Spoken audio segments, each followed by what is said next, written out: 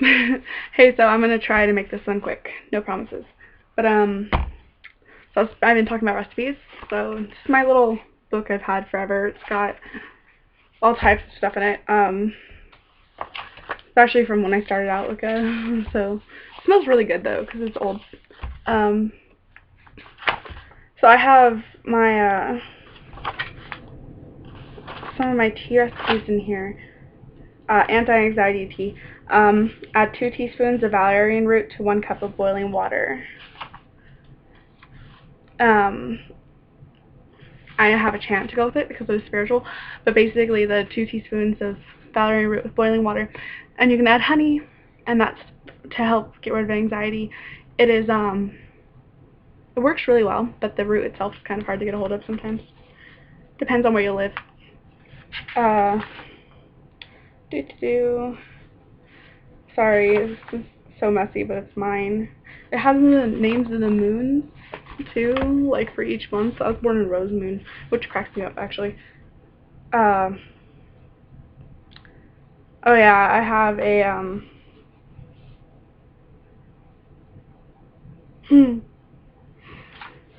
This, by the way, is completely nasty, but it works so well. It's like, okay, so it's rosemary, lavender, orange peels, mint, sage, and lemon dried peels, dried lemon peels. You boil them in water to get all the flavor out, and then you drain it. And yeah, it's so gross. It tastes like, it depends really on how much of each ingredient, but basically it's meant to relax you a little. The mint's for, oh sorry, tired, yawning. Mint is really good for throat and allergies, and but that specific one's actually, I made it a long time ago to make a, sorry, emotional tension ease a little. Um, yeah, I have some of my favorite recipes in here too, like my food recipes. I really like cinnamon a lot, so I use it a lot in a lot of things. Um, there's my meditation chant. But it can be hard to make a good, delicious recipe that's, you know, at least semi-healthy. I go to livestrong.com a lot. It has some good recipes. It has some good ideas. Let's see, hold on, I have some other ones too. I like to do. I actually go to kidshealth.com too. Um, it's It has a section for teens and parents and for kids, but it has a lot of good advice on exercise and fitness and nutrition and what you should do if you're overweight and how to deal with that. It's probably one of my favorites. And it's good for me personally. Also,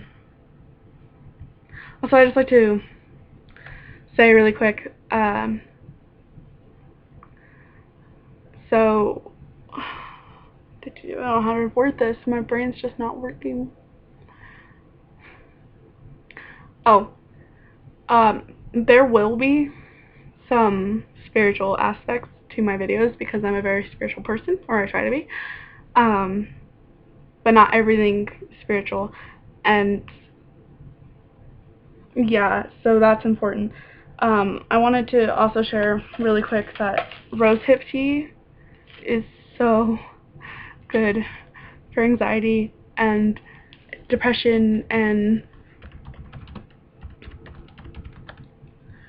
it's just like, it has a lot of really good properties. Here, I'll try to show you. Here, I'll let you know what the uses are, and uh, sorry, I have an online recipe book that I wrote and use, and some of the recipes are actually other people's recipes that I converted. I usually do that. I take random recipes and I make it into my own recipe. I think a lot of people do that, especially people who cook. Oh, and I wanted to tell you about some of my sorry. There's my brain just stopped working. Da da da. Whew. balms, skin balms. They're so much fun to make by hand. They really are.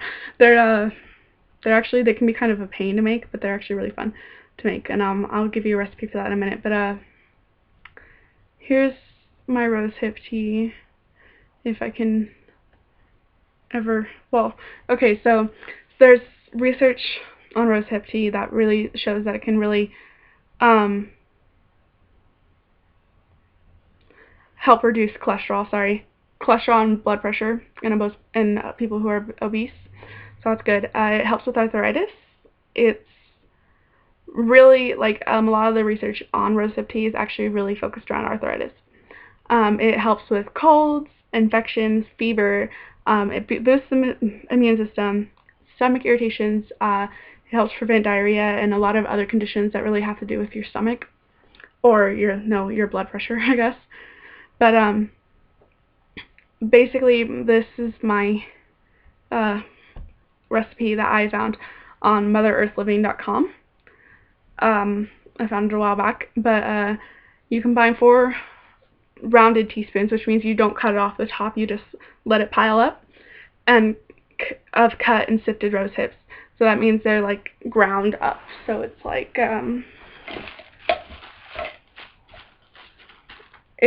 the cinnamon, it's ground. So it might not be as fine as that, but it's the basic idea.